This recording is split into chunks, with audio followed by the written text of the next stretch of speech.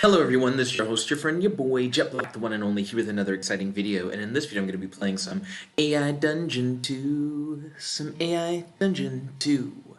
This is a video that was requested by your boy, King of Craxels. He paid $14 for this 2-hour video. It is a Christmas special, ayo. So I hope you guys are excited for Christmas in March. Anyways, let me start up the 2-hour timer and let's hop right into today's adventure.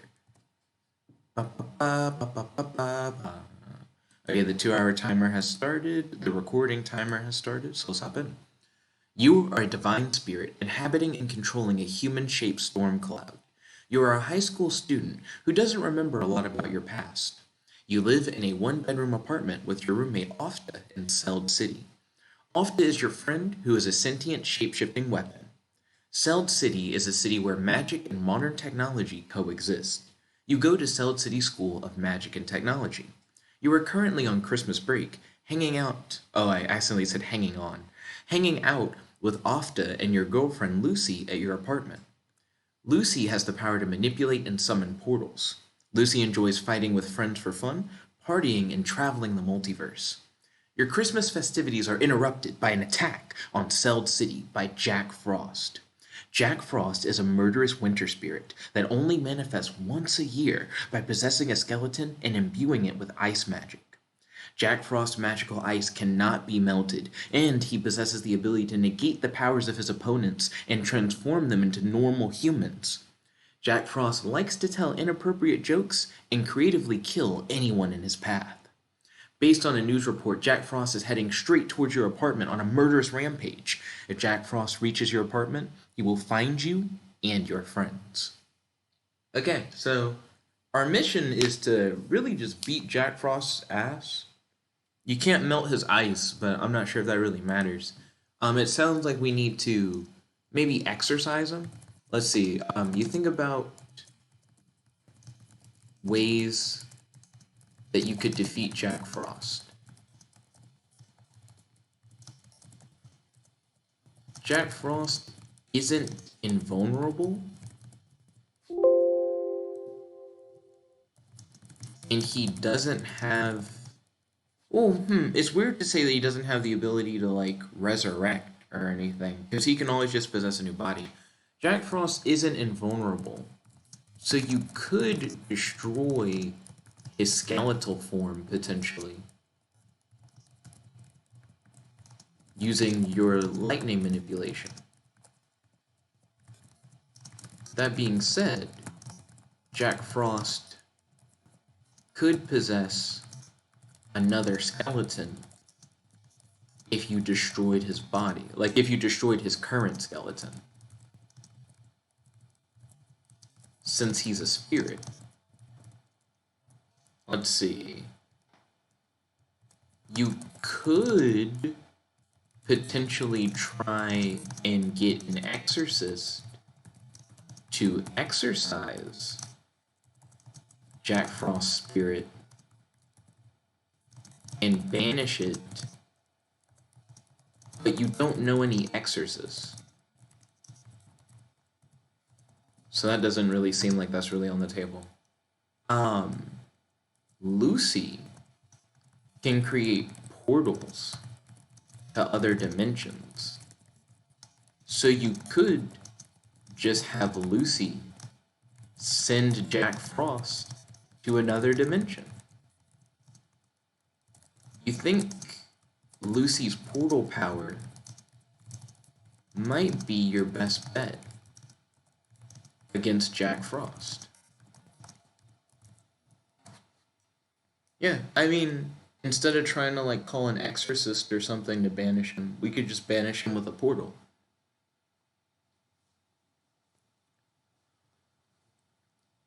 You ask Ofda, "Hey Ofda, do you have any more portal generating gadgets?" Ofda responds, "Yeah, I do. I got one more gadget that I can create portals." "Why do you ask?" "Oh, sorry, that can create portals. Why do you ask?" "Do you think you could create a portal to banish Jack Frost and his skeleton horde?" "Skeleton horde? Why are we giving him more stuff?" "Also, It's interesting that like I think about how Lucy's portal power might be my best bet against Jack Frost, and then immediately I'm like, but Ofda, can you make portals? And he's like, yeah, I got portal gadgets. Ofta's supposed to be like a sentient shape-shifting weapon. So it's interesting to imagine a sentient weapon that has like its own inventory of weapons. They're like, I can turn into any weapon, but I also just have weapons too. So that's kind of interesting, I suppose. Let's see. I'm just gonna hit enter on that and see what it says.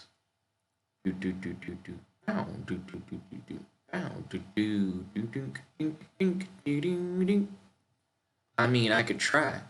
I have no idea what's on the other side of the portal, and it could be very dangerous. Ofta answers. Okay, so Ofta could do it, but it may be worse for us. So I'm going to say to Ofta, never mind. Lucy's portal powers would be a safer alternative. Like, it would be better just to have Lucy create the portal to, like, banish Jack Frost and his supposed skeleton horde. I'm going to allow the skeleton horde thing to be added. You turn to Lucy and say with a smile, use your portal power to banish Jack Frost. What? That's crazy even for you. How do I know it won't send him somewhere worse? Lucy says. You try to reassure her by saying, sure, I'll try and reassure her. So here's what I'll say. You can control where the portal goes. Just send Jack Frost to hell. Yeah, like send Jack Frost and his skeleton hordes there.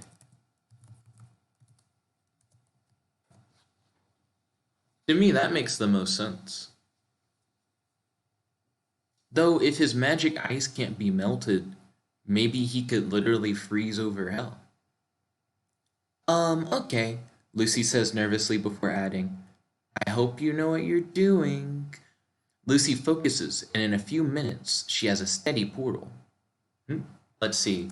I'm going to congratulate Lucy and ask her to fire her portal at Jack Frost and his skeleton hordes. Do do do do do do. Do do do do do do. Do do do do do do. Do do do do do do. Lucy, fire your portal, you say. Lucy complies and fires her portal towards the skeleton hordes. Just as the portal is about to make contact with the skeletons, a bolt of lightning strikes it and changes its trajectory. Who's shooting lightning at portals? Okay, I'm going to use my lightning manipulation. I should have used some Vaseline on my lips. My lips are dry. Let's see. You use your lightning manipulation to try and change the trajectory of the portal to fire back at the skeleton hordes. I guess at Jack Frost and his skeleton hordes. Yeah, if lightning can change the trajectory of the portal, then I should be able to use my lightning to do the same. We can play a game of like table tennis, but with a portal. You focus your lightning manipulation into changing the portal's trajectory. With some effort, it changes direction. The portal begins to suck in the skeleton hordes. Jack Frost panics as he is also sucked into the portal, but not before unleashing a deadly blast of ice that freezes you solid. Interesting. Okay, so it seems like the portal did get Jack Frost and his hordes, but now I'm trapped in a block of ice. I don't think that should really matter, considering the fact that I'm like a human-shaped storm cloud. So let's see. You think about ways that you could escape the ice block that I'm trapped in. Okay. Um, you think that maybe you could, let out a thunderclap that could shatter the ice block and free you.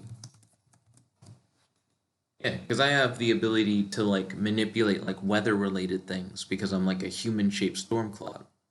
So all I gotta do is like release the thunder, use that shockwave to like break out. You try to clap your hands together, but quickly find out it's impossible to do so while encased in ice. You instead desperately try to melt away the ice with fire. This doesn't work either. So I didn't want to clap my hands literally. I wanted to use like a thunderclap. I'll explain. Let's see. You realize that you don't need to physically clap your hands to perform your thunderclap. Thunder is the sound byproduct of a lightning strike. Using your lightning manipulation, you could summon a bolt of lightning inside of the ice block, and the resulting thunder would act as a shockwave that would potentially break the ice block and allow you to escape. Okay. That way I don't have to move. Also, it's interesting that it said that like I tried to use like fire and it didn't work. You focus the remainder of your lightning manipulation to a single point within the ice block, and a bolt of lightning flashes inside the ice block. The bolt of lightning is smaller than usual because you're not outside, so it's more like a concentrated ball of lightning.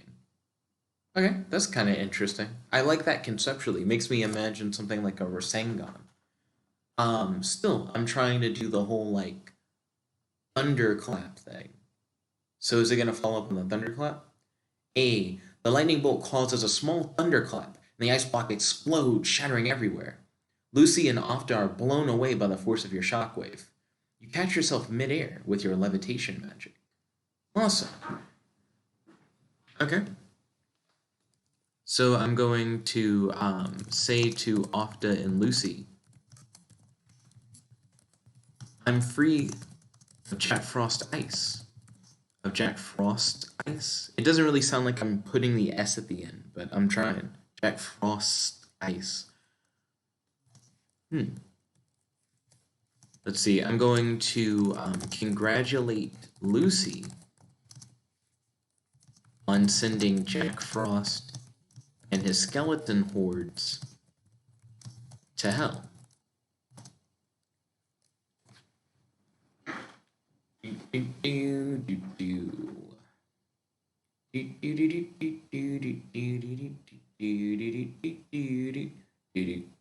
What? Ofda and Lucy teleport to your location. So they were blown away by the force of the shockwave. Oh, yep, that's right. That makes sense. You levitate in the air, staring down at Ofda and Lucy. I'm so glad you're free of that ice. I was really worried, says Lucy. You both saved me. I'm forever grateful. They actually didn't save me from the ice. I saved myself from the ice with my like lightning ball or whatever. So I'm going to like hug Lucy and Ofda. You know, that's something that you normally do. You're in like a life-threatening situation. You barely escape, but you still got your friends. You give them like a nice hug.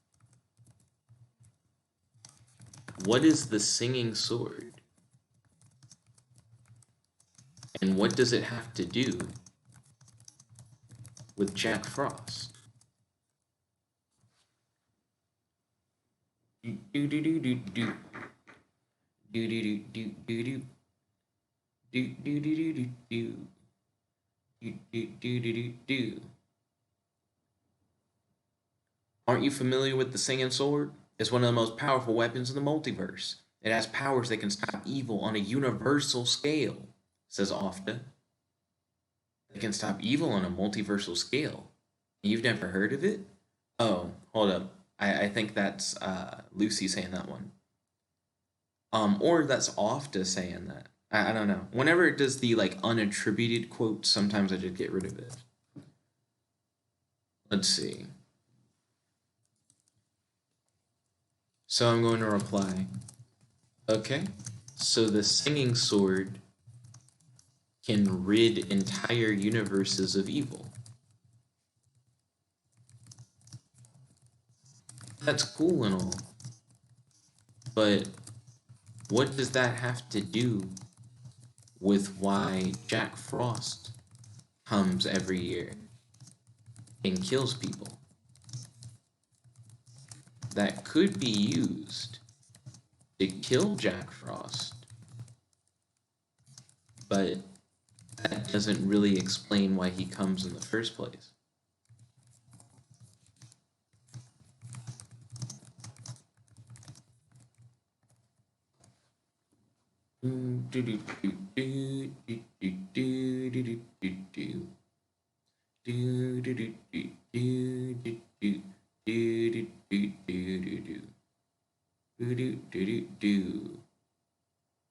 Let's see. I don't know, but if we had the sword, it could help us. We could use it to stop Jack Frost and maybe other villains too. That's a stupid idea, Ofda. Why would people here have a weapon that could destroy an entire city? I'm not gonna say that, and it didn't attribute it to anybody. So I'm not gonna say that second part or have Lucy say it. But I will have Ofda do that reply. So I'm going to say, Lucy sent Jack Frost to hell. Does that mean that he won't be able to come back? Also, it doesn't seem like we need the singing sword, considering that Lucy can just send villains to hell.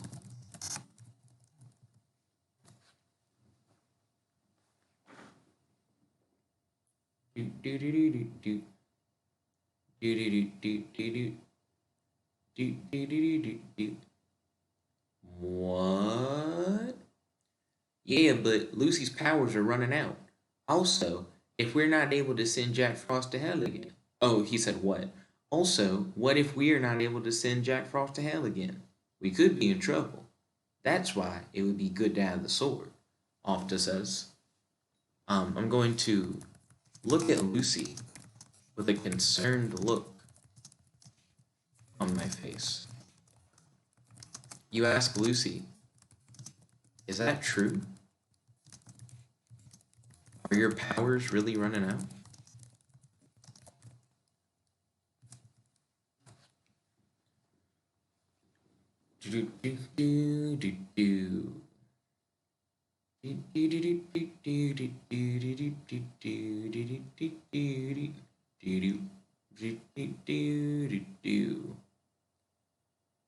Lucy walks up to Ofda and you. She sighs and says,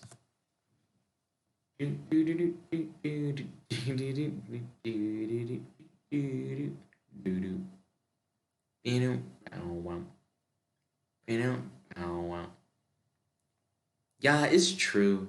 I've been trying to hold it off as long as I can, but it looks like my time here is limited. That sucks, says Ofda. You frown and ask Lucy. I'm gonna get rid of that part. And then I'm going to think about what Lucy just said. it seems like Lucy isn't actually from this universe. You had never considered this before,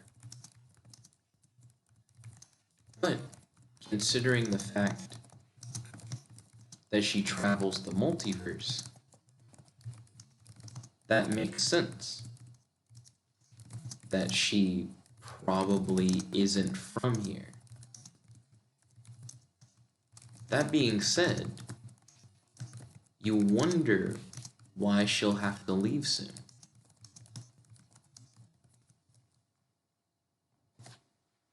Yeah, does she have like a time limit on how long she can stay like in one universe? And couldn't she easily like break that time limit by just like going somewhere and then coming right back? Lucy, how come you will have to leave soon? Where are you from? You ask. Do do do do do do.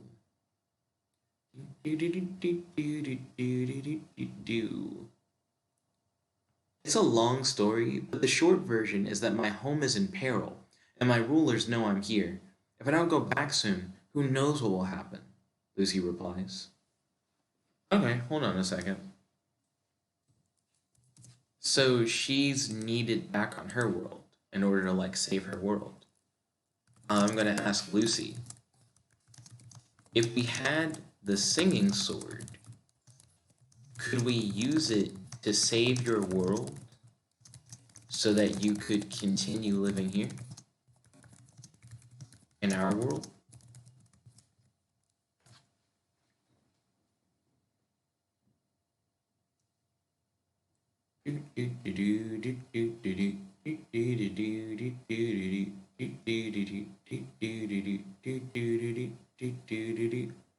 Lucy thinks for a moment and then responds, maybe if we had the sword, we could try and use it to open a portal back to my home world, and that would buy us some time so that my rulers won't see me as a disroot for not returning yet. Okay? I'm going to say to Lucy, you already can open a portal to go back whenever you want. What I'm saying is that if we had the singing sword, you may not have to go back at all. If you could wield the singing sword, you could save your planet from peril.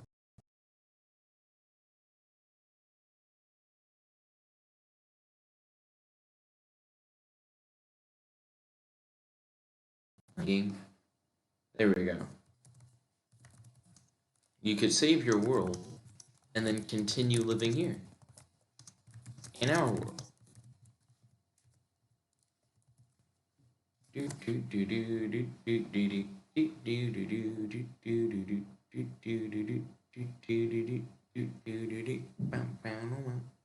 Lucy's eyes widen as you respond to her. She thinks about what you said for a moment. Lucy walks around the room a bit and then speaks. Excuse me.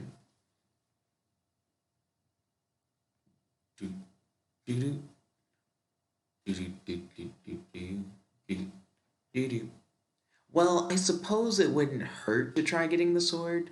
The worst that could happen is that I stay here forever and never get to save my world. I like how I then go, exactly. So let's go get the sword. I think I know where we can find it. So here's what I'm going to say. I'm going to ask Ofda. Ofda, you are a sentient, shape-shifting weapon.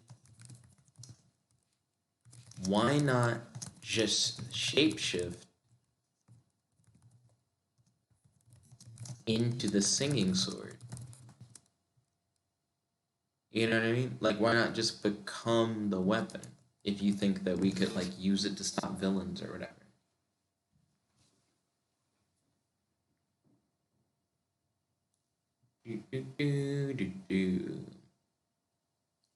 Ofda laughs when you ask him and responds, I wish it was that easy.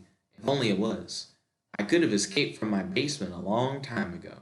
Unfortunately, the way my powers work, in order for me to turn into something, I have to have a deep connection with it. Fascinating. Um, don't know what he means by I could have escaped from my basement a long time ago. I'm going to edit that and just have him say, I wish it was that easy, and then have him just say, if only, dot, dot, dot. Unfortunately, and then have him say what he said before. Okay. So then I'm going to ask Lucy, couldn't you use your portal powers to summon the singing sword to you? That way, we don't have to go searching for it.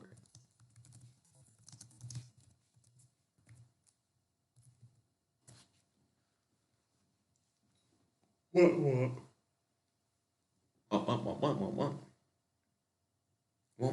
What? I don't know what. Well, I could try to summon the sword to me. My powers don't always work perfectly, though. I could bring something else instead of the sword, or I could bring nothing at all. I guess it's worth a try. I suppose it's worth a try. Let's see. You say? Off the ads. Or concurs.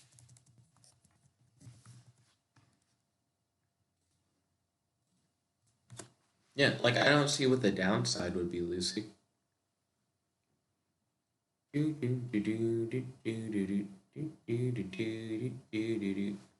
Let's see. Lucy sits in a lotus position and begins chanting. The room gets colder, and ice begins forming on the ground.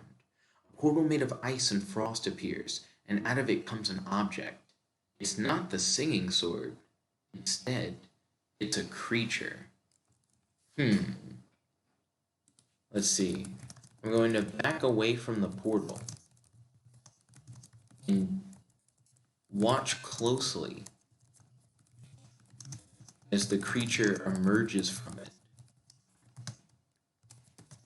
You are, somewhat afraid that the creature exiting the portal might be Jack Frost returning from hell.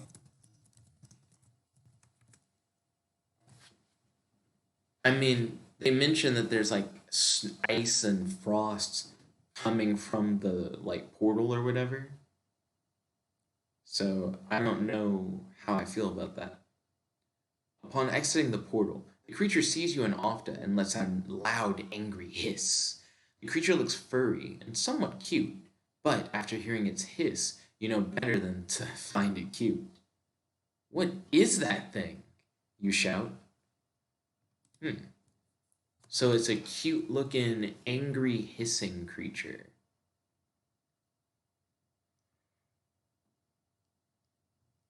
I wonder if the singing sword is literally a sword or not. I think it's a sitchling, Ofda says. The sitchling lets out a screech and throws a snowball at Ofda, which, which hits him and actually does some damage. It seems sisslings have powerful magic abilities, as well as great strength. Okay. That's kind of fascinating. Almost seems like a mascot. You wonder if sitchlings can be trained or if they are too dangerous. You ask the sitchling if it can talk.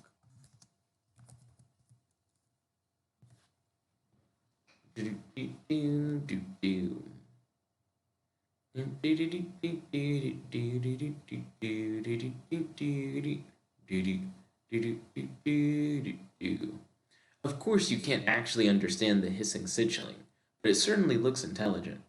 You try to hold out your hand and make gestures to get it to come to you, but it doesn't work. You wonder why Lucy's magic summoned the Sitchling instead of the singing sword. You also wonder why Lucy is losing her powers, as that isn't entirely related to her homeworld needing her help. You ask Lucy if the source of her powers is on her homeworld, and if that's why she needs to save her homeworld from peril.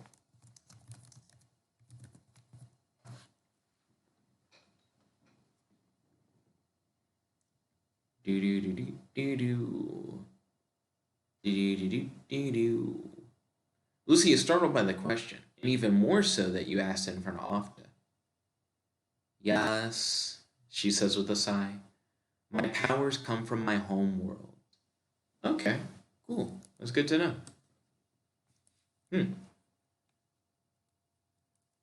You ask Lucy if the Sitchling is a creature from her home world.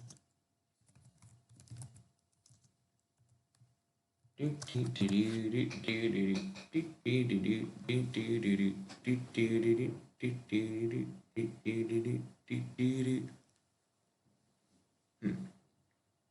don't think so, Lucy says. I've never seen a creature like that on my homeworld. So, is your homeworld in peril, you ask? Yes, she says again. I don't know why I would ask that again. There's no reason for that. Okay. I'm going to ask the Sitchling if it knows the location of the singing sword.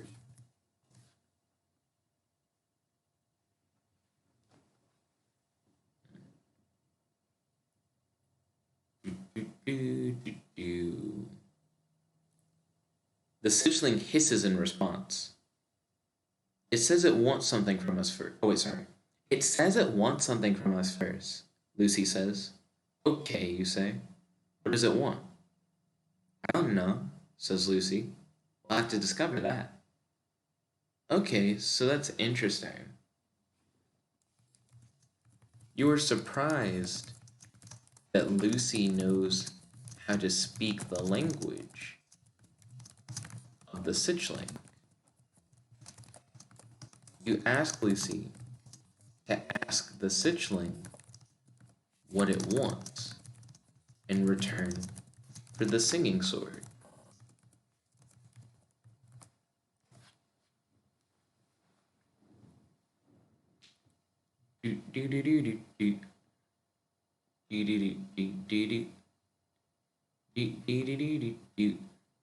Lucy speaks with the Sitchling for quite some time.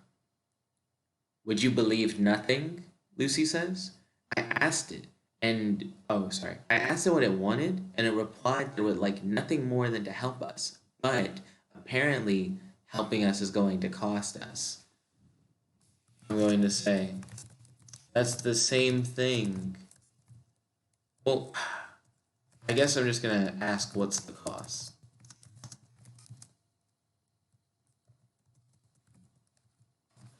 Saying that there's a cost obviously means it's not nothing.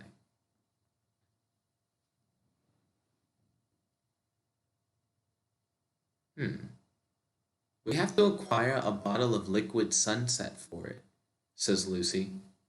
Is that expensive, you ask? I have no idea, says Lucy. But I know where we can get some. Okay, cool.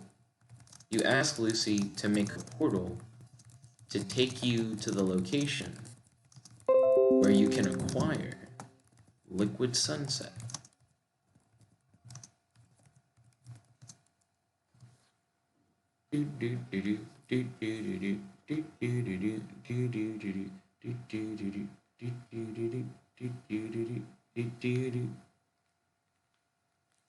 Lucy takes your hand and you feel a strange sensation for a moment When the sensation ends, you and Lucy have relocated to an unknown location. You wonder if you have triggered a security alert somewhere. You ask Lucy where she teleported you both. Or more importantly, you ask Lucy where you two need to go if you're now in the location of the liquid sunset.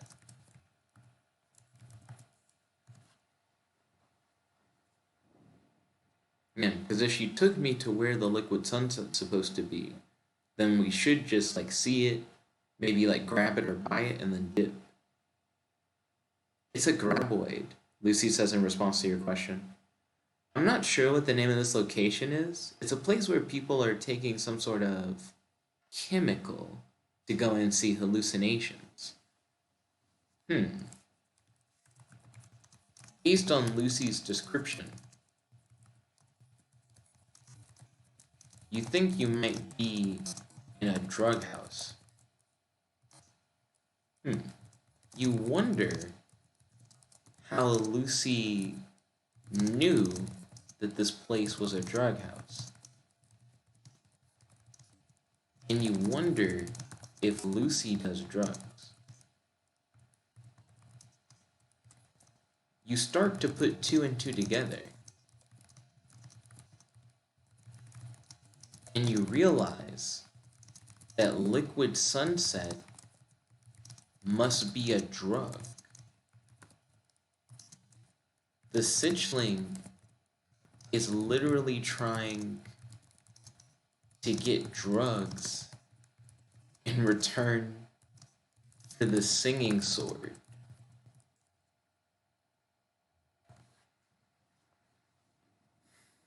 Do do do do do do do do do do do do do do do. Lucy, you ask, do you do drugs? Me? Says Lucy. No, of course not. Why does everyone always think I'm on drugs? I'll have you know that I'm the straightest edge there is. Okay, so Lucy's drug free. Cool. I'm gonna ask Lucy. Well, actually, I'm gonna look around for any liquids that have a sunset-like color scheme in the area.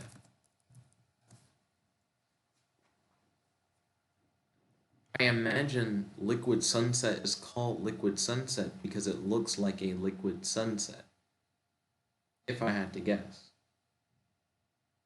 You look around and spot quite a few colorful liquids. They are not all the same shade or hue, but you notice that they have an uncanny resemblance to the color of a sunset in different lighting conditions. Okay, sweet. I'm gonna grab a bottle. Well, hold on. You stop before almost grabbing one of the bottles. You ask Lucy, you said earlier that liquid sunset was a graboid. What is a graboid? Yeah, if I had grabbed that bottle, would it have like oided the shit out of me? Like, I don't know what like a graboid is. I know what grabbing something is. What's that oid part about? The fuck? It's a creature born in the primordial soup that is this universe. It's an animal with some plant DNA mixed in. It's like a shark or a vulture, but it lives off of anything organic in nature, such as plants, fruits, and even humans. You realize that liquid sunset may not be drugs after all, and instead an ancient primordial ooze that consumes literally anything in its path. Well, anything living in its path.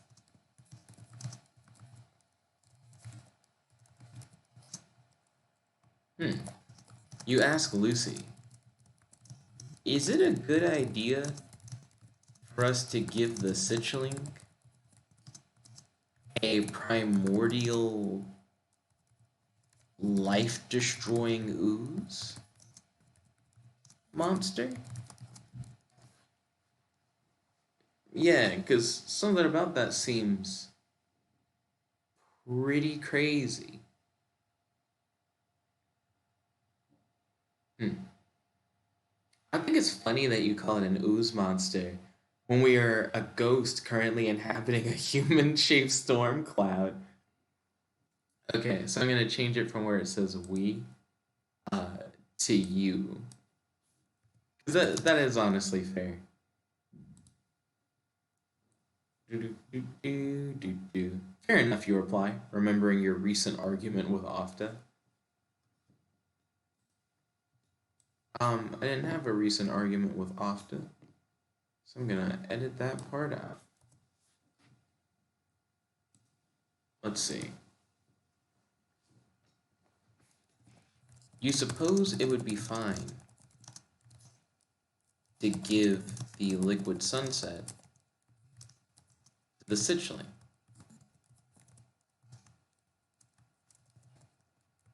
as long as the Sitchling gave you the singing sword. The singing sword can destroy all evil, while the liquid sunset is just a liquid monster. Surely the singing sword could defeat the liquid sunset. You grab the bottle of liquid sunset and ask Lucy to teleport you back to Ofda. Well, I guess to teleport you both back to Ofda and the Sitchling. You realize right before Lucy opens up the portal that liquid sunset could be a drug and an ooze monster. So you don't know if the Sitchling is going to drink the ooze or command it.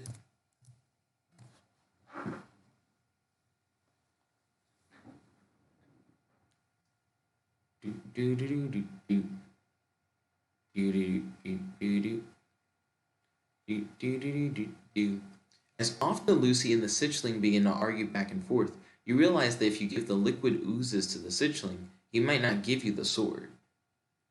If I was a gambling man, you whisper to yourself. Let's see. I'll keep that. I'll fix some of the punctuation, though.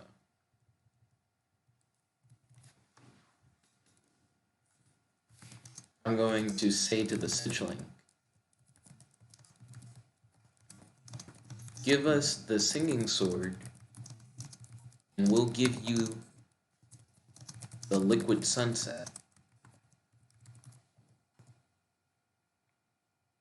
Where would it even be keeping it? It's strong and it has magic powers, so maybe it can use its strong magic powers to get us the singing sword. The Sitchling replies defiantly in a threatening manner.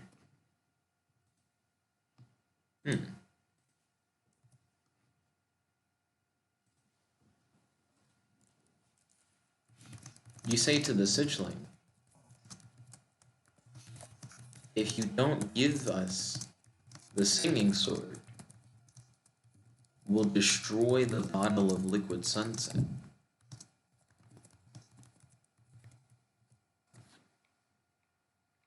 Seems like a simple enough idea. We have the thing you want, and we'll destroy the thing you want if you don't give us what we want. The Sitchling replies with swearing and more defiance. Give it to us or we'll smash this bottle, you declare as you take a step forward. The Sichuan makes a step forward as well, but instead of stopping, he continues to walk past you. I'm going to say, I'll count to 3. Give us the sword, or I'll destroy the bottle.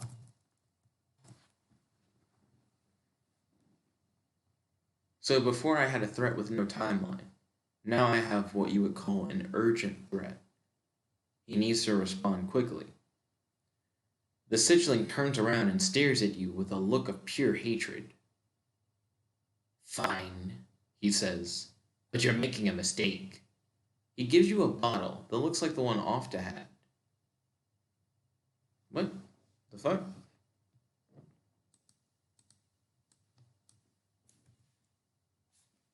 Nah, retry that. Because it's confusing. I don't know why he's handing me a bottle. I don't know why it's referencing Ofda having a bottle.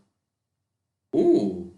The Sichuan retorts, 1, 2, you say. Oh gosh. The Sichuan's playing hardball, joining the count. The Sichuan says 3. At the exact same time he says 3, you throw the bottle at the ground as hard as you can. The glass bottle smashes, and the liquid soaks into the ground. Okay. So I'm going to command Ofda to turn into restraints to hold the Sichuan.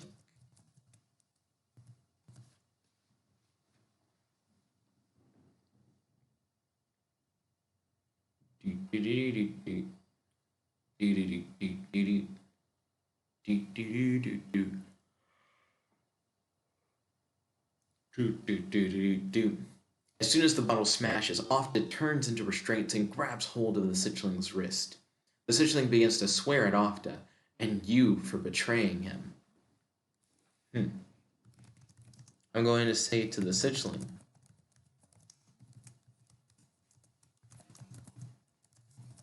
you didn't want to respect our deal. So we're not going to respect you.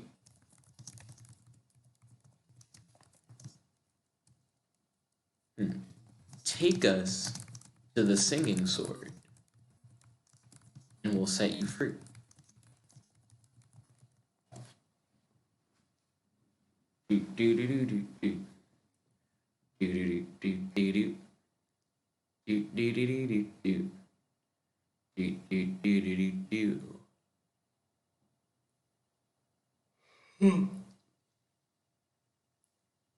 You're going to have to kill me because I'm not telling you, the Sichuan snaps back.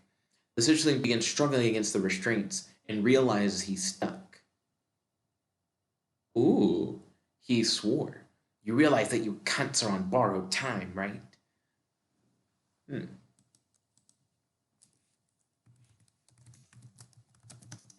For a cute little Sichuan, you seem to have quite the potty mouth.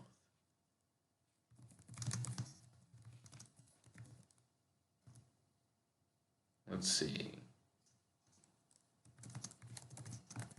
We don't have time to deal with you. So I suppose we'll let you go. We'll find the singing sword some other way.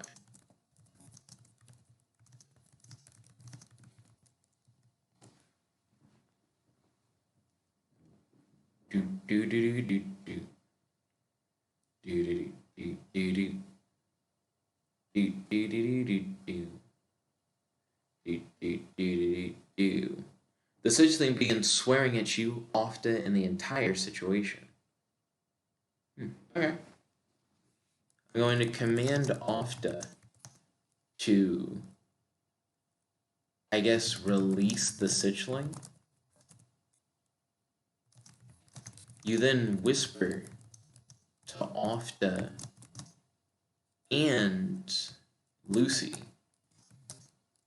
and say, that once the Sichling leaves,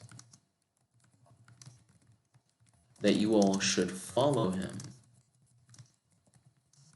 as he might go to the location of the singing sword.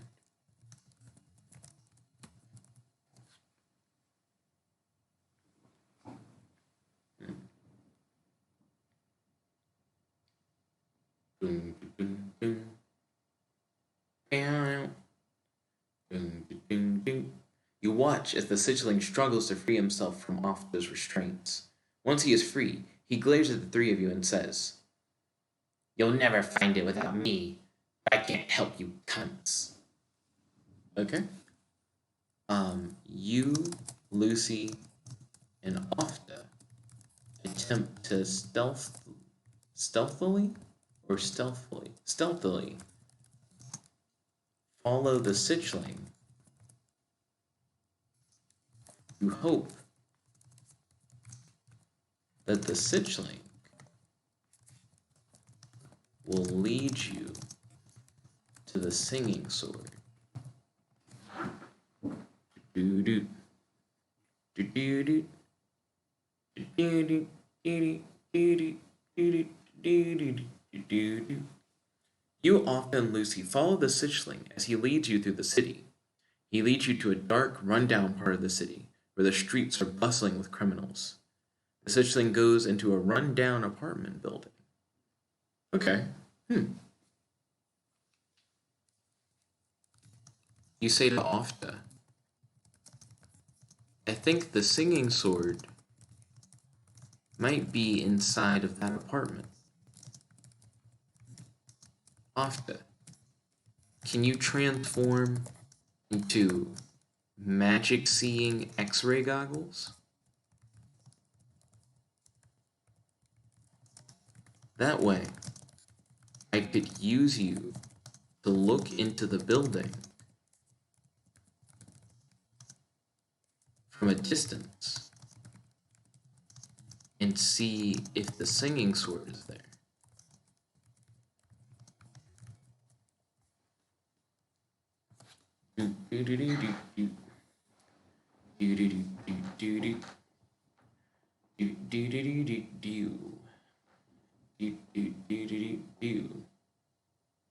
Well, I could try, Ofda says to you.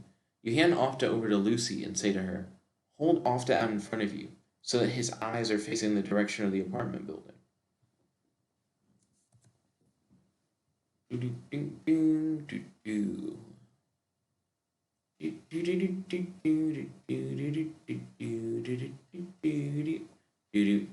Why? Just do it. Lucy shrugs and holds Ofda out in front of her. You begin concentrating and chanting. As you do, your eyes begin glowing. I think that last part is what I don't like. I'm gonna get rid of the me casting a spell or whatever. She's supposed to be using Ofda like magic X-ray goggles or whatever. I'm not doing anything as far as I'm concerned.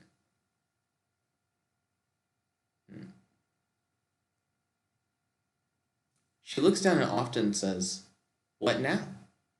"Now, I jump onto your shoulders and use it as a platform so I can look through Ofda's eyes and see into the apartment building." Jump onto her shoulders and use her as a platform? No, that's weird. So I'm going to hit retry again. Let's see. Lucy shrugs and holds Ofda out in front of her. She has no idea what you're planning, but you don't have time to explain it to her. You command Ofda to transform into the magic-seeing goggles.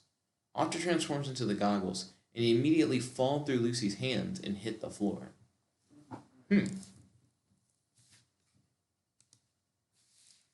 You wonder what happened. Did Lucy... Yeah, it's like, did Lucy fade out of existence momentarily? Due to the peril happening on her homeworld?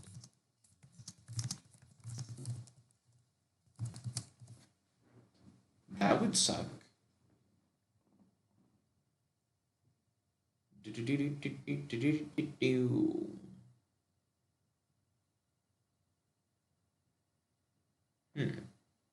What? Oh, sorry. I forgot to tell you that Ofda can't stay in object form if there's danger happening to me. Hmm. The world is in danger and you're apologizing to me? So that's an interesting condition. Why would Ofda's powers be connected to Lucy's powers? Maybe just retry that, because that doesn't fully make sense. And it wasn't about him staying in object form, it was about him falling to the ground. Oh no! You hear Lucy say, I'm slipping out of existence. I'm fading away. You turn around to see that this is indeed the case. You can't even see her feet anymore, meaning that she has faded out of existence from the waist down. Okay. I'm going to ask Lucy. If we travel back to your homeworld,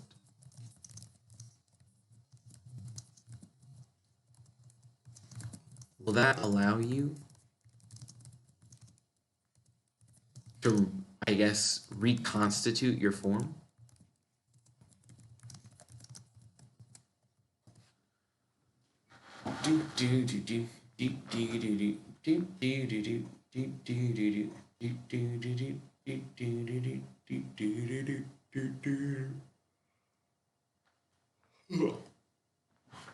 Yes, Lucy answers. But what about Ofda and the sword? What? So I'm going to say, Ofda can come with us. We just will try to save your world without the sword.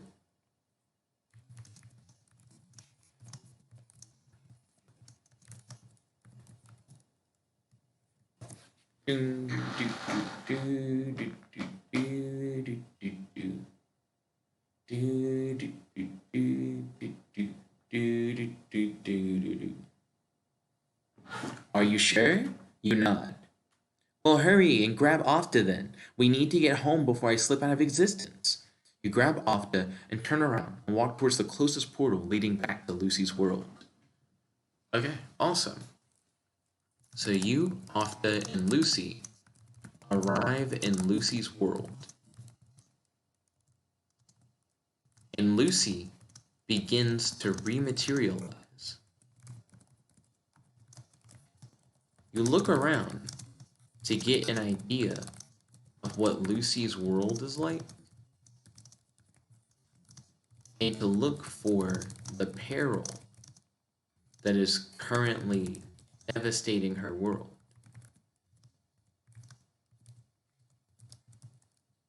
Do do do do do do do do do do do do do do do do do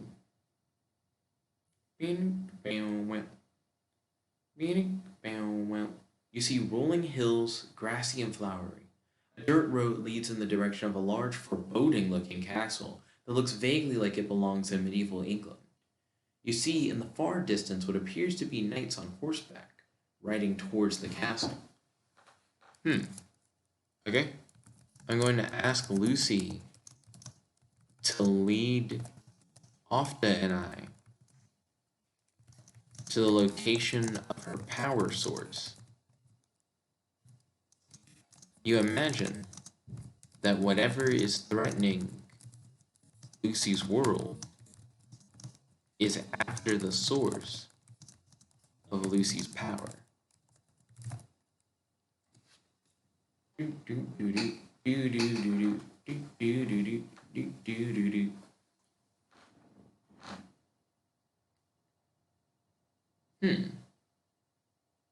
It's in the castle, in a large tower at the top, Lucy says. Lucy then begins to run towards the castle. You and Ofda follow her as fast as you can. It takes about 10 minutes to reach the castle's moat. Okay, cool. I'm going to say, well, I guess I'm going to command Ofda to transform into a jetpack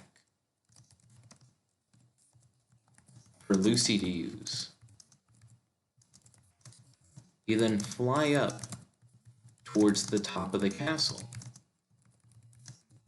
where Lucy's power source is located. You are looking for whatever threat is currently trying to attack, attain, or destroy Lucy's power source.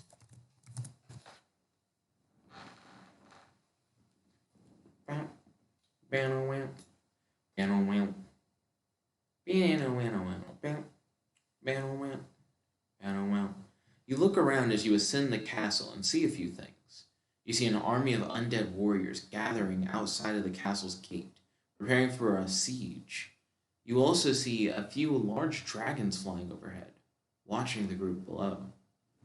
You think things are getting serious. It looks like an undead army is about to fight dragon warriors in pursuit of Lucy's power source. You look around for Lucy's power source. You're not sure what it looks like. You imagine that it probably looks like a large glowing gemstone. How am I doing on time? I got almost a full hour left. Zoink, Scoob, I'm not gonna be done until like around 11. You fly up to the highest room in Lucy's castle and find yourself staring at a large pulsating purple gemstone levitating in the center of the room. The gemstone is giving off an ominous aura that makes you feel uneasy. That's it. Okay. Interesting. So I'm going to ask Lucy, could you use your portal powers to send your power source back to our world? Well, I guess back to my world. That way, we'd save it from the zombie army, and that way we'd save it from the zombie army. Oh, okay, and we'll be able to protect it on the regular from the comfort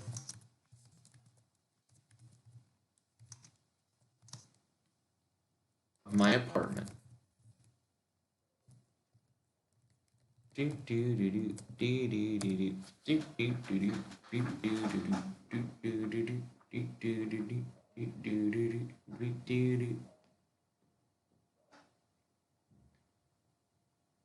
Lucy's face fills with concern and worry. That might work. I could try to send it through a portal back to your apartment. Lucy looks down at the army of undead below her castle. I'm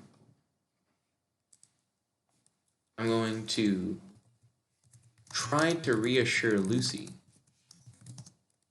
that if the power source is taken back to your world, that the undead army would likely leave her world alone.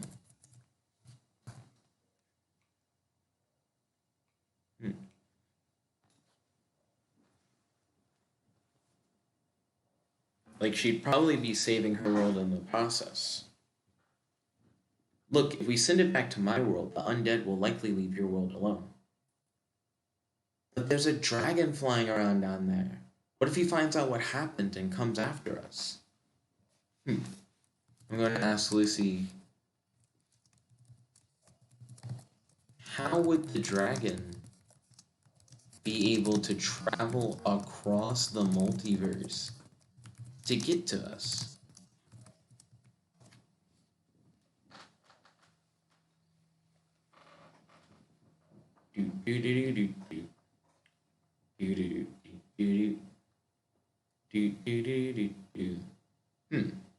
I don't know. Yeah, let's see. And then it says, neither do I. It's just a precaution. Oh, maybe that's... What? No, I don't know who would have said that. Let me hit retry again. Just see what it says. There is a rare chance that a traveler from another world will stumble into our own. But for the most part, only those from our world can travel between dimensions. Even if they could, there's no way for the dragon to know what happened. Oh wait, is that me talking more? There is a rare chance that a traveler from another world will stumble into our own, but for the most part, only those from our world can travel to. I think that has to be Lucy talking. Okay. So that's a Lucy line. Explains Lucy. So Lucy's saying like people from her world can travel between dimensions. And she says there's a possibility that someone from her world could stumble upon like them taking the gem. But is the dragon even from her world? Let's see. You ask. Well, I guess I wouldn't ask. I'm going to say. So the only way the dragon could follow us is if someone from your world helped the dragon, or if the dragon is from your world. Do you think either of those possibilities are likely?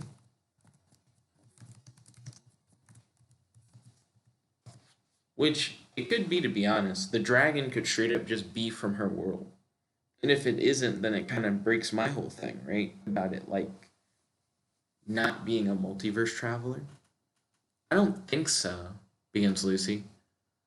I think I know that Concordia would never help the undead. Maybe one of my own people would, but no way the Concordiat would.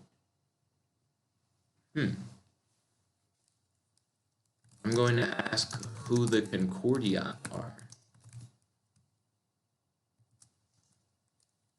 Yeah. You wonder if the Concordiat are the dragons.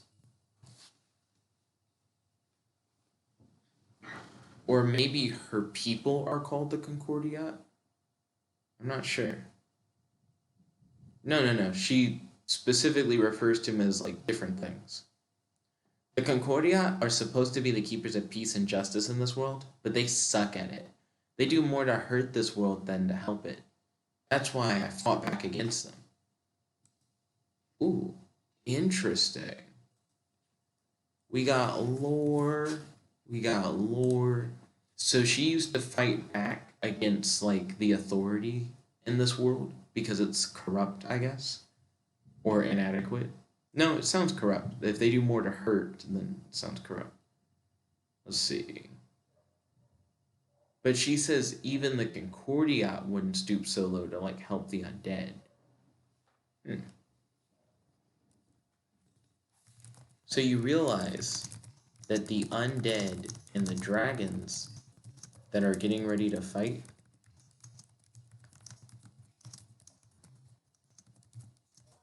are likely both enemies of Lucy's world, trying to fight for control over Lucy's power source. Let's see.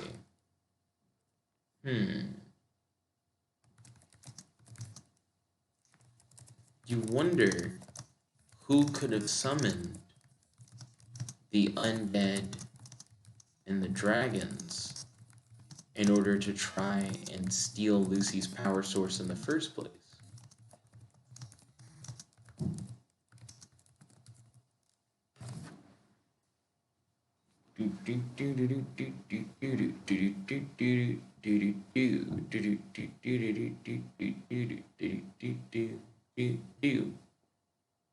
What are you thinking about? Asked Lucy. Nothing, you respond. Just thinking about how important this power source is to your world. It is. Without it, my world would fall into darkness and despair. Oh, oh, so it's literally like if we take the power source, it screws over everybody kind of thing. So it would be really greedy of us to pick her keeping her powers and staying in my world over like the lives of her people. So I'm going to say to Lucy, well,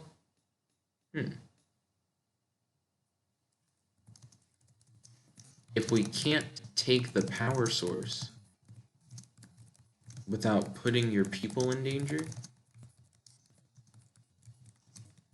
then we shouldn't take the power source. And then I'm going to attempt to conjure a large thunderstorm to eradicate the undead army and the surrounding dragons.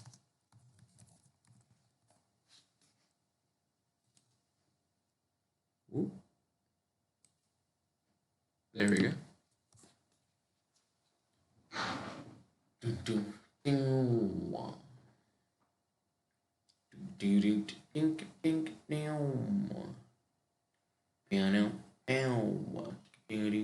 You concentrate and begin to summon the power of the storm. The clouds in the sky begin to brew, and the lightning will soon strike ground. You continue to concentrate, but it isn't working. What are you doing? Asked Lucy. You say, I need to focus. I'm trying to wipe out the undead and the dragons using my lightning. If they die, then your power source will be safe, and we can return to my world.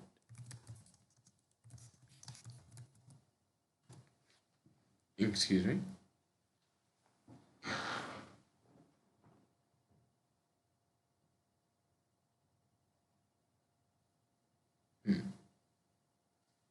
That might work, but we could be defenseless against the Concordiat if they show up.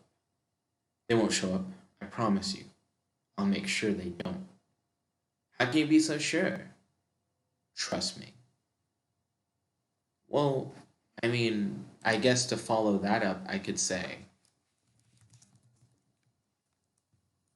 step 1, we take out the dragons and zombies. Step 2, we leave before the Concordia show up.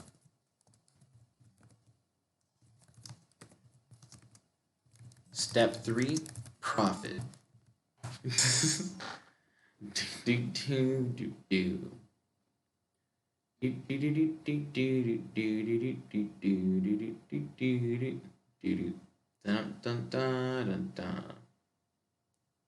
Sounds good to me, says Lucy. Are you sure the Concordia won't show up, though? I'm going to say, they likely will, but if we hurry up and kill the dragons and zombies first, then we should be good.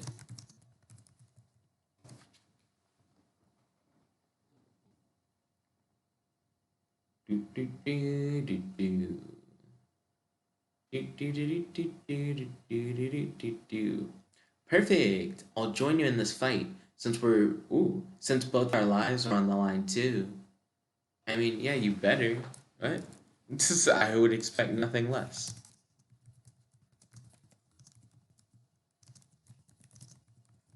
Okay.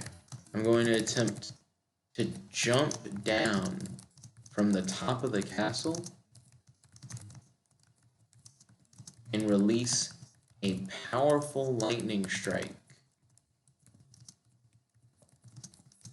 in the center of the zombie army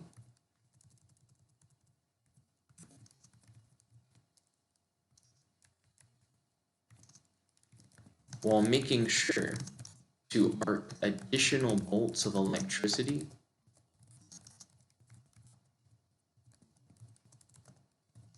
off the large lightning bolt and into the wings of the surrounding dragons.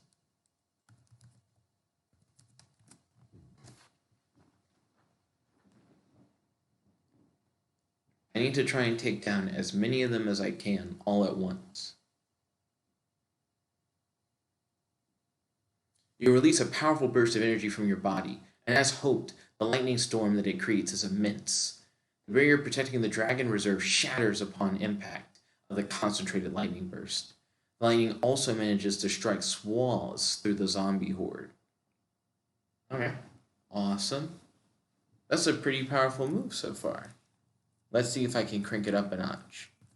I'm going to attempt to form the lightning around my body into a lightning battle armor construct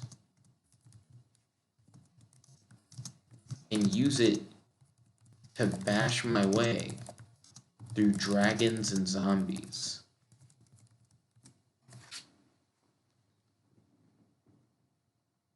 Yep.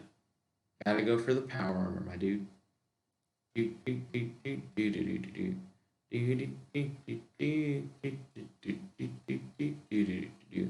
are blasted by a torrent of fire, courtesy of an injured but still alive dragon. The lightning surrounding your body is sucked back into your body, and you were severely burned in the process. Goodness, so I created lightning armor, but it wasn't actually like fire resistant at all. So I got burned and I lost my armor. So I need to find, I guess a better solution. So I'm going to command Ofda Ofda's currently acting as Lucy's jetpack. So no jetpacks, I guess. No body armor for me, but jetpack for Lucy's fine. So how do I plan on beating multiple dragons and like a whole swarm of zombies? I'm going to attempt to pound the zombies and dragons to a pulp by summoning a hailstorm.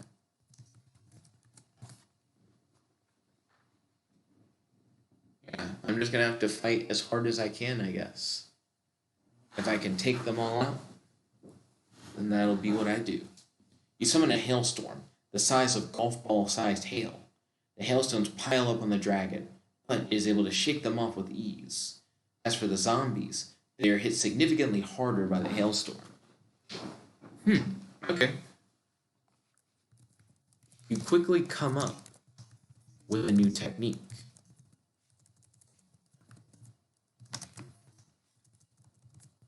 You realize that you can form golf ball hail inside of your pointer finger, and that you can fire it from your finger using a thunder shockwave generated by amassing electricity quickly around your hand. This allows you to transform your hand into a rapid-fire thunder hail gun. Thunder hail gun is a cool-ass name. And it's accurate, too. You fire a massive barrage of hail bullets, which bring down the dragon. You soundly defeat all of your enemies, and with your amazing new powers, you're confident that you'll be able to handle the rest of the Concordiant when they arrive. Okay. So I'm going to say to Lucy, I did it. My thunder hail gun was enough to take out the zombies and the dragons. We need to head back to my world before the Concordians show up.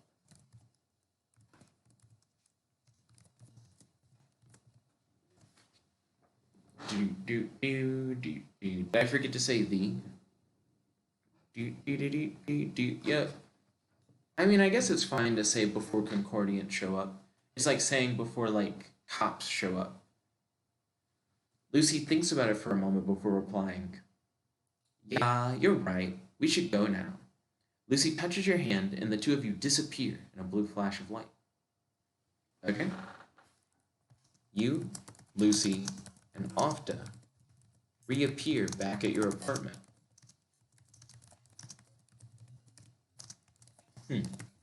You hug Lucy and Ofda. You're excited that you came up with a new technique and that Lucy no longer has to worry about her power source being attacked. You wonder who summoned the zombies and dragons to attack Lucy's power source in the first place.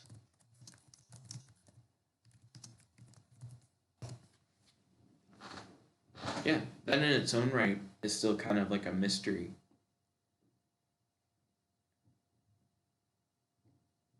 You think whoever it is, they're probably from the Alabaster City School of Magic and Technology, and they will try to finish Lucy's power source next time. You think that won't be a problem, though, since you can just travel back to your world with Lucy.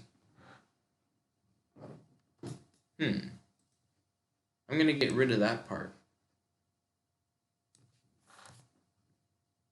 And I'm going to build up on that lore. You have heard rumors that the Alabaster City School of Magic and Technology has been competing heavily with your school recently. They've even been assassinating students that go to your school.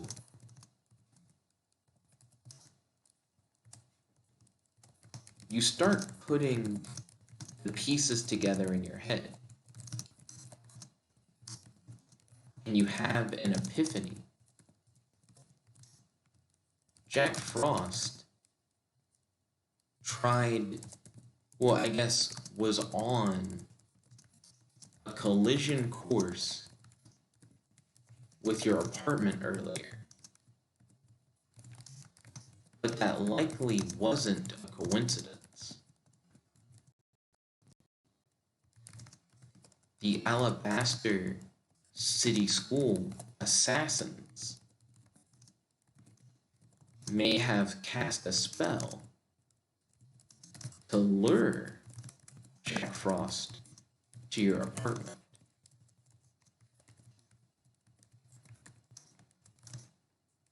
The same assassins likely cast summoning spells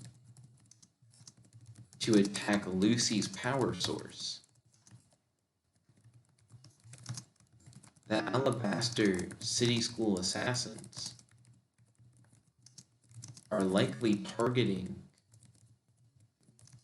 all of the strongest spellcasters and inventors that go to your school.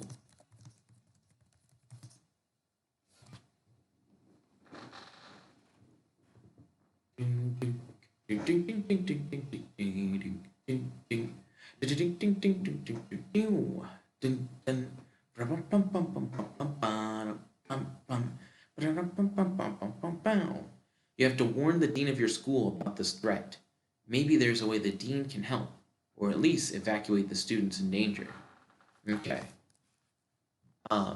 You explain the situation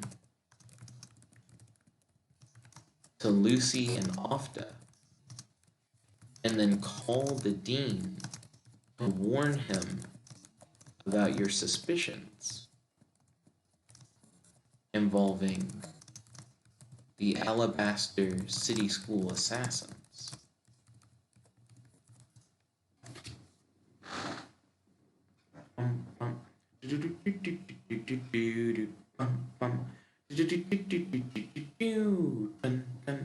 The dean thanks you for the warning and says he'll look into it, but that you shouldn't worry too much. Shouldn't worry too much? If the assassins really were responsible for Jack Frost and the dragons and the zombies, we could have died today.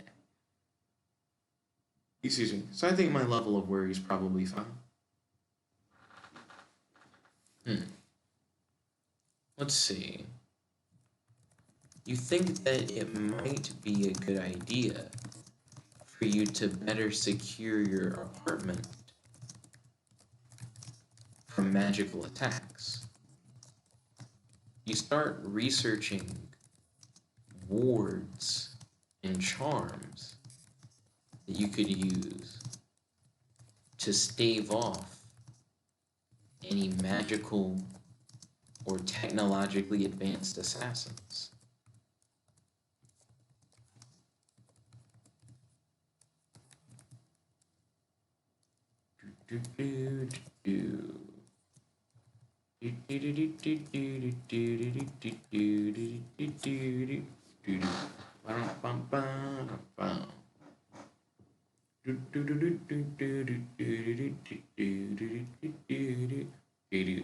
What if I could do under hail gun, but instead of making golf ball size hail, I charge it up and make glacier size hail.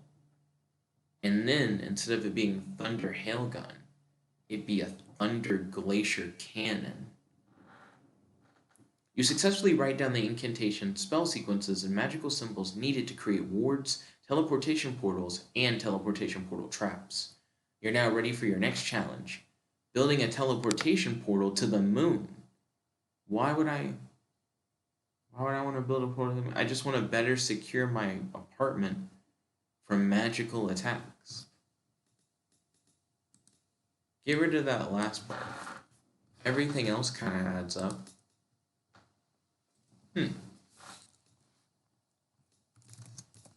You set up your wards around the apartment to help keep out magical intruders.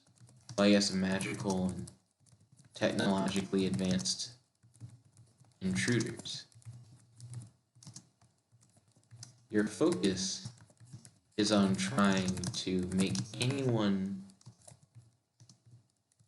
who has a killing intent for you be unable to access your apartment.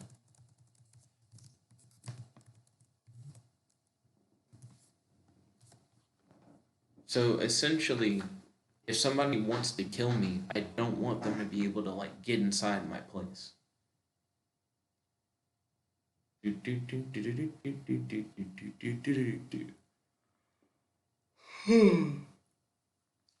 set up your wards and you believe that you will be safe in your apartment. Nice. That's what I like to hear. Okay, so that was pretty quick. I didn't really have to do too much in order to figure that out. I thought I was going to have to go through a research period and compare spells in different books and stuff like that. But since that's not the case, I can do something else. Let's see, my apartment's protected with wards and seals and other stuff. We sent Jack Frost to hell. I killed the zombies and dragons with the thunder hail gun. Okay, let's see. I'm going to go to the school's magic training facility and practice a new technique you just thought of. You think you can improve your thunder hail gun technique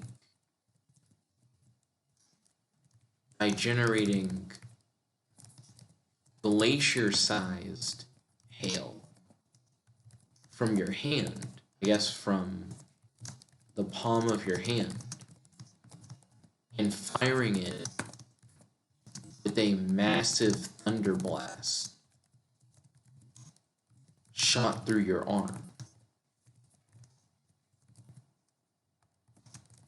You call this move Thunder Glacier Cannon.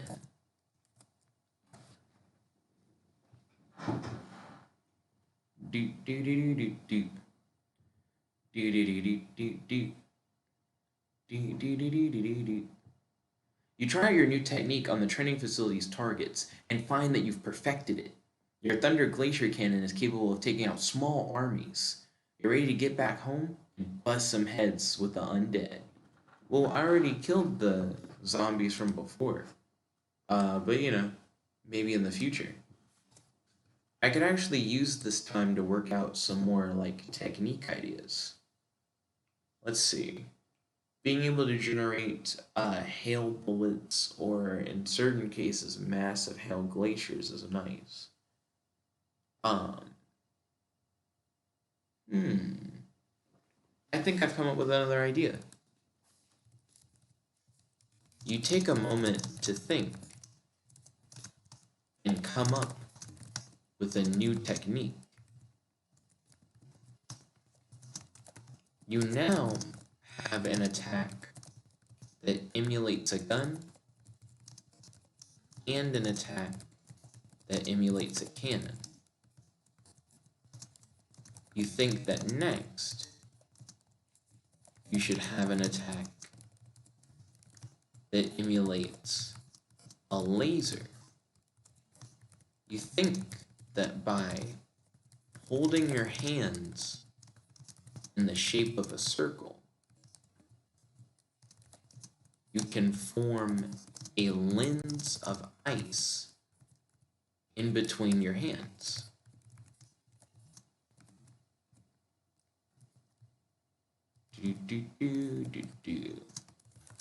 You then think that if you create a large spark of electricity from the center of your chest, that the light from the spark will be focused through the lens and act as a high-powered laser shot. You call this technique ice lens laser. Simple, but to the point. Your ice lens laser does incredible damage to the target. Your ice lens laser technique is perfected.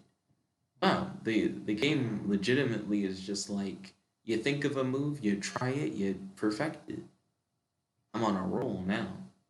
Also, I heard a weird sound a moment ago, so I'm making sure that I have my keys in here and that I didn't like leave them in the door or something. Okay, so let's see. More techniques. I'm sure I can come up with more stuff than what I have. So a gun, a laser, and a cannon. Okay. I think I have like a pretty simple idea. You think of a technique that could emulate a bomb. You think about how earlier, when Jack Frost trapped you in a block of ice,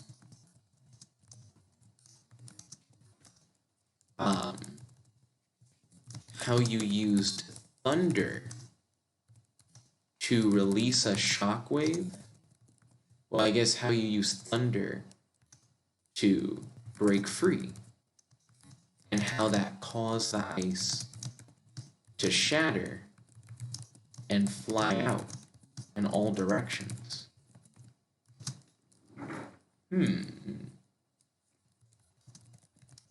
think that you could emulate that same effect on a smaller scale by throwing a like sphere of ice generated from your palm and trailing that sphere with a small bolt of lightning. When the sphere lands where it needs to go, it will simultaneously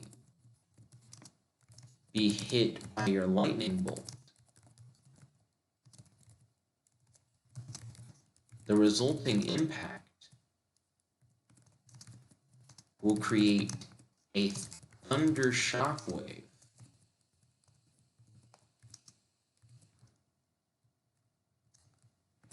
that vibrates through the sphere and causes it to explode like a bomb. You call this technique,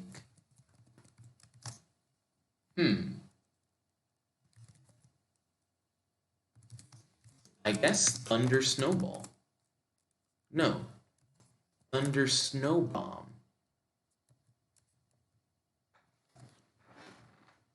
Do do do do do. You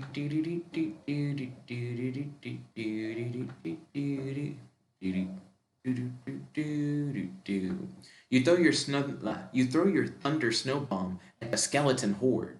What? Your thunder snow bomb explodes on impact, creating a deadly hail of shrapnel. Your thunder snow bomb kills many of the attacking horde and destroys several of their shields. The sound of your thunder explosion is deafening. You suddenly realize that you're surrounded by zombies. You were so focused on your training that you hadn't realized, well, I guess that you hadn't perceived that the Alabaster City School assassins were actively attacking the magic training facility. You recognize these zombies as having similar magical auras to the ones that were after Lucy's power source, which makes you suspect that they were summoned by the same necromancer. You look around to try and locate the necromancer puppeting these zombies.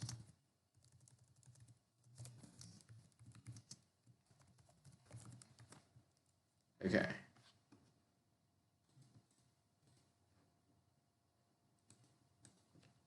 I know there's a way to spell puppeting. Nope, that's not it. Nope.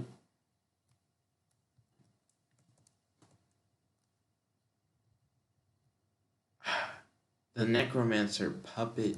How is it puppeting not a word? Puppeteering these zombies?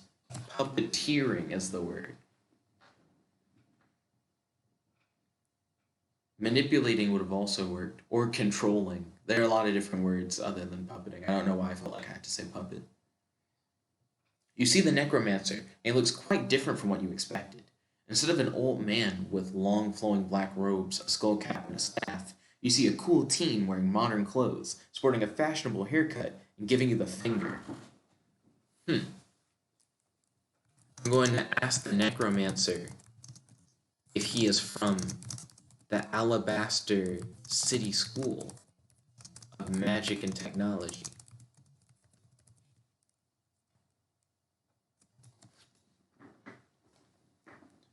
Ding ding ding ding ding ding ding ding ding. What's a fashionable haircut? The necromancer does not respond. The necromancer continues to flip you off while controlling his horde of zombies. Hey, you say annoyed. In response, the necromancer summons a bolt of lightning from the sky and fires it at you. That's not good.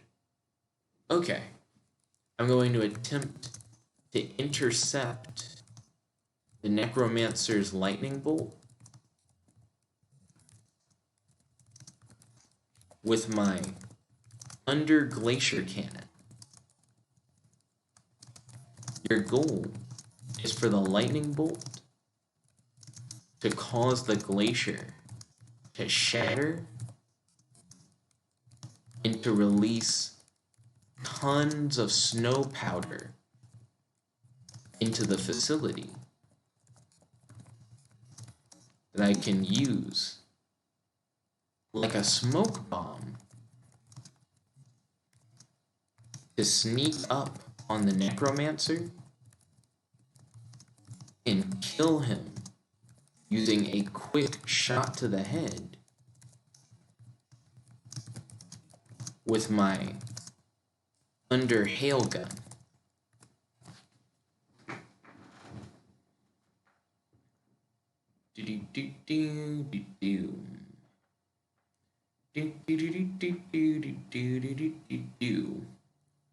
It's been said that a snowman's heart is made of ice. Is this why you feel no remorse for shattering it? The bolts of lightning and the hail cannon hit each other with an amazing display of magic versus technology. The amazing feat of elemental versus, and then it just cut off. So I'm going to hit retry on that, because I don't know, that could have been cool, but it didn't finish it. You see the lightning bolt coming at you. Your brain advises you to roll out of the way, but your instincts shout at you to intercept the bolt with your trusty hand cannon. You feel a surge of pain run through you as your hand cannon is completely destroyed by the lightning bolt. Goodness. Okay. So I'm going to attempt to absorb the lightning bolt into my storm cloud body and use it to empower myself.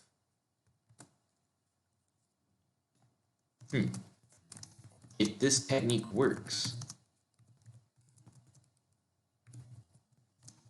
you are going to call it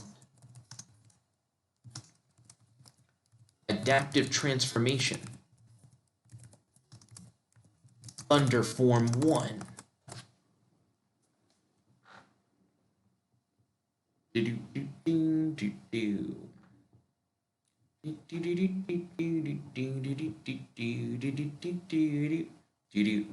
feel the lightning course through your body as you are burnt to a crisp. You adapt to the lightning, and the pain quickly turns into powerful electric magic. Your appearance changes as you undergo an intense transformation. Ooh. Okay, that's cool. You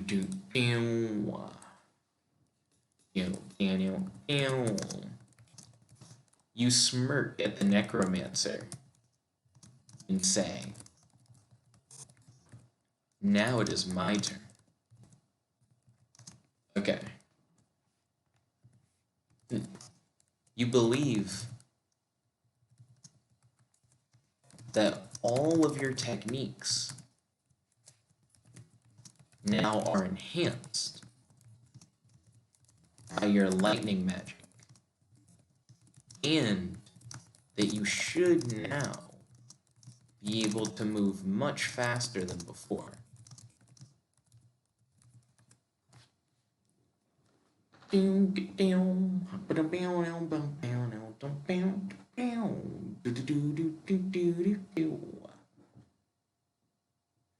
Your body tingles as you sense that your new lightning powers are enhancing your senses and sharpening your reflexes. Your body also begins to crackle with electricity. You quickly process the information you have available and come to a conclusion about your opponent.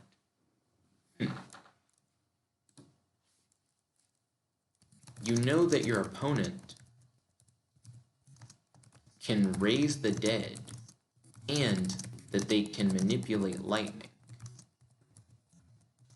You think that your opponent doesn't possess two different powers, but is instead just finding multiple uses for a single power.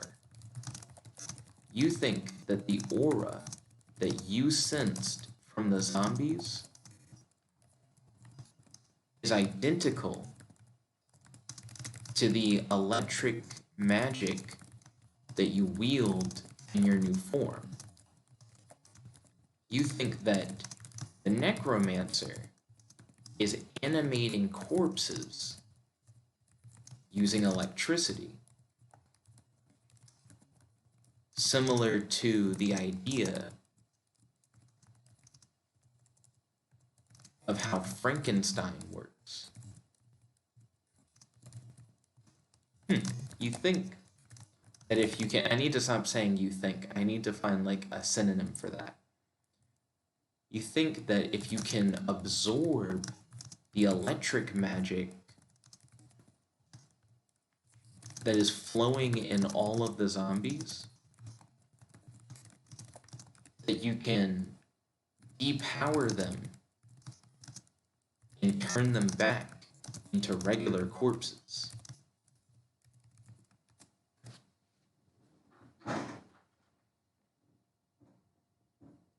So that's my theory. You close your eyes and concentrate on absorbing the electricity that you sense coming from the horde of zombies. You feel your new body shudder as you feel it undergo another transformation, and your appearance changes again. The horde of zombies' eyes begin to glow, and the zombies surge towards you. You yell, "Yes! Come at me with all you've got." You want the zombies to rush at you, because the closer they are, the easier it will be to drain them of their electric magic energy. For every zombie that you can drain the energy from,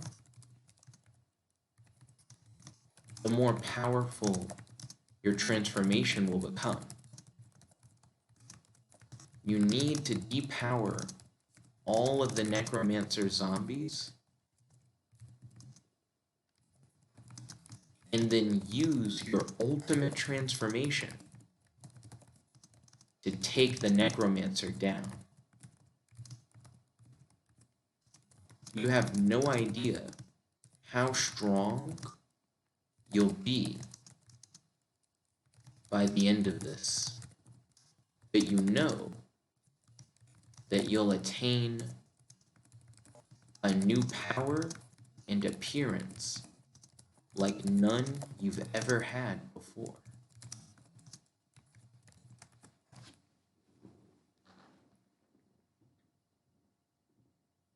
You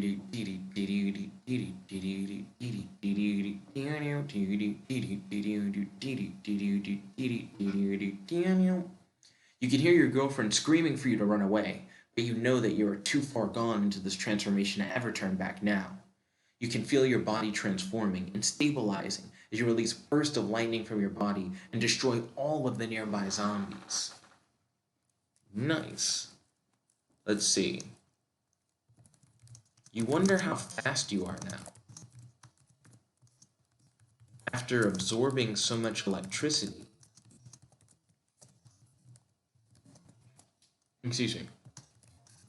you wonder if you can release multiple successive thunder shock waves under your feet when you run in order to move at supersonic speeds. If so, you would call this technique thunderstep. If you can use thunderstep and flight, then you could speed blitz the necromancer and then take him out with a lightning-infused thunder hail gun blast. Lightning-infused rapid fire thunder, hail, gun, blast. Do do do do do do do do do do do do do do do do do. Only one way to find out. You run forward towards the zombies and then channel a massive amount of lightning into your legs as you perform your thunder step maneuver. Yo.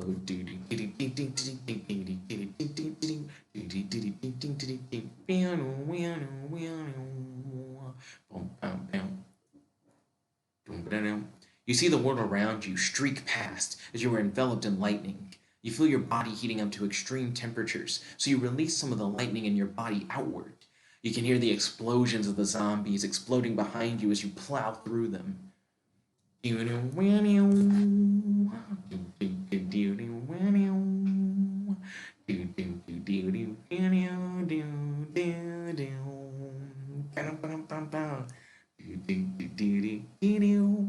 close the gap between you and the necromancer in record time.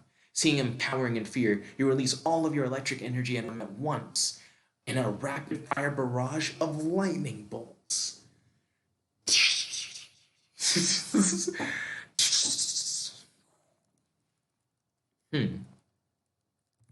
You realize that this isn't the attack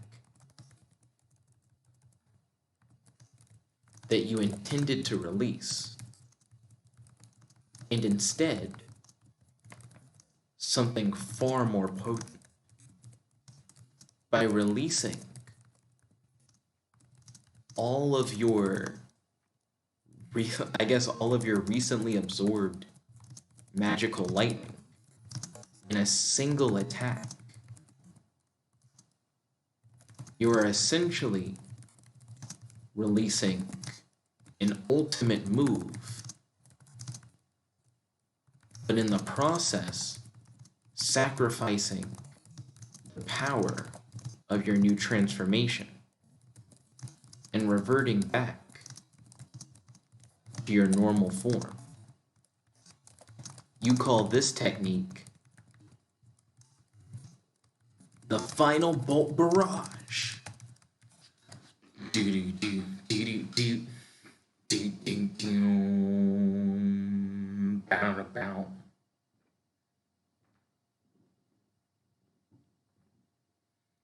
You're a divine spirit inhabiting and controlling a human-shaped storm cloud. You're a high school student. What? It's just repeating stuff from memory. Let me hit retry. The necromancer consumed by your concentrated lightning and blasted across the room into a wall.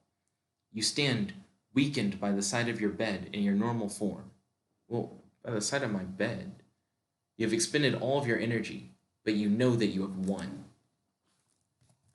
You look around and realize that Lucy must have teleported you back to your room when she noticed that you were going to run out of energy. You reassure Lucy that you had everything under control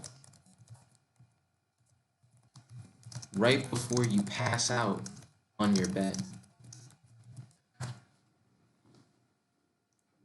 You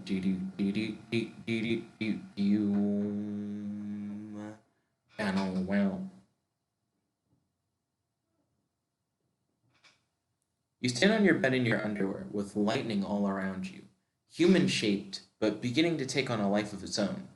You feel the energy of all the lightning around you coursing through your body and being channeled by your mind. You think that this is a crazy way to wake up after an exhaustion-fueled nap. You realize that the magical lightning is now a part of you, and that you didn't actually release, and that you must now be able to naturally form this magic lightning. This magic lightning has different properties from the lightning you could already use as a storm cloud. This lightning is necromancer lightning, and as such, it possesses lifelike properties. You think the lightning humans that you've summoned in your sleep are beings that you accidentally created while dreaming, using your newly formed necromancer lightning.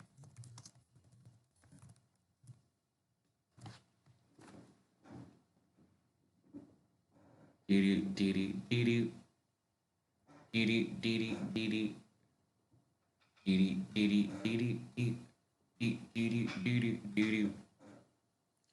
wonder if you can control your dream world while you're awake. The fuck?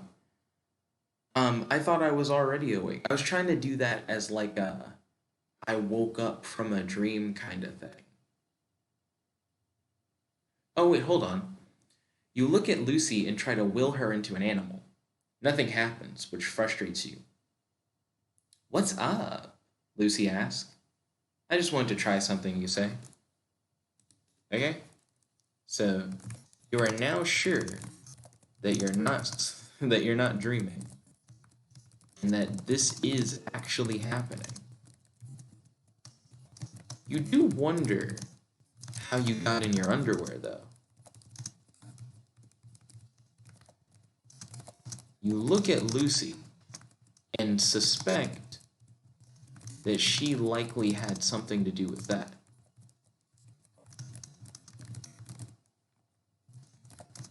You ask Lucy if the necromancer that attacked the magic training facility got arrested.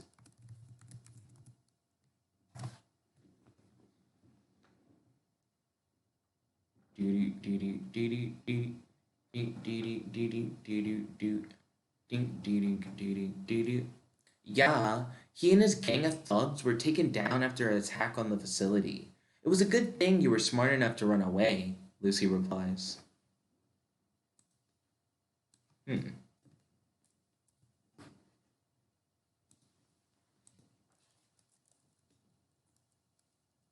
You say to Lucy, I did not run away. You teleported me back to my room. Which, in all honesty, was definitely needed. If I had passed out, who knows what would have happened? Thank you. I appreciate your help.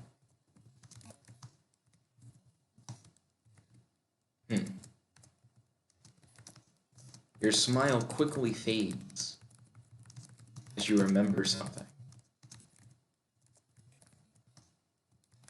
You tell Lucy that the necromancer you were fighting was definitely behind the zombies that attacked her world.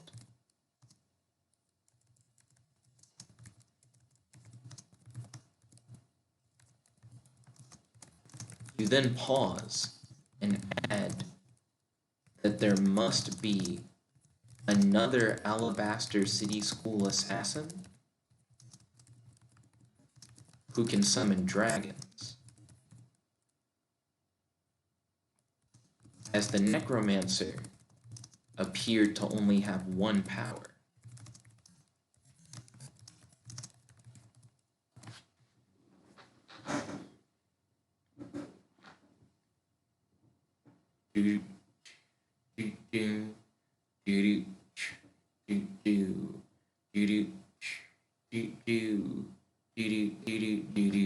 Okay, I'm gonna hit retry.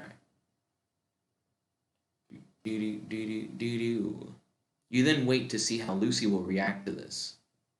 Well, if he can only do one power, then there must be another Oxas out there. Alabaster City School Assassin. Oh gosh, Oxas. I like that. I like that like acronym. Exactly. And one of them could also summon dragons, and they might be working with a necromancer. Oh, and we hit 0 seconds. That's like a good place to stop it. Yo, I actually really like this. This jumped from being like a Christmas special, which is what King of Craxels requested, to it being a quest to find like a magic sword, to us traveling to like another universe and saving that world from a dragon and zombie, army, to it then being like a superpower like training montage, to then seeing those powers in action and a battle against like a necromancer from an enemy school of assassins and learning that they were behind everything else that happened in the episode, and then defeating the necromancer, only realizing that there's an additional enemy that needs to be defeated. So this was hype as fuck. Anyways, thank you all for watching. If you guys have any ideas for videos, definitely feel free to hit me up on Discord. If I like your video idea, then I'll charge you and make it a reality. So if you want a 1-hour video, that's $7, 2-hour video, that's $14, or a 3-hour video, that's $21, definitely make sure to hit up your boy on Discord. Right now, the 2-hour, $14 videos are what's poppin'. That seems to be what people are ordering. Shout out to King of Craxels again for ordering this. Also, if you just want to support the channel, feel free to hit us up on Cash App. Link in the description box below. All donations are appreciated. And if you like AI Dungeon 2 videos, don't forget to smash that like button and hit subscribe, because we post AI Dungeon 2 videos every day. This is your host, your friend, your boy, Jet Black the one only, logging out. Peace, guys. Chicken to bow.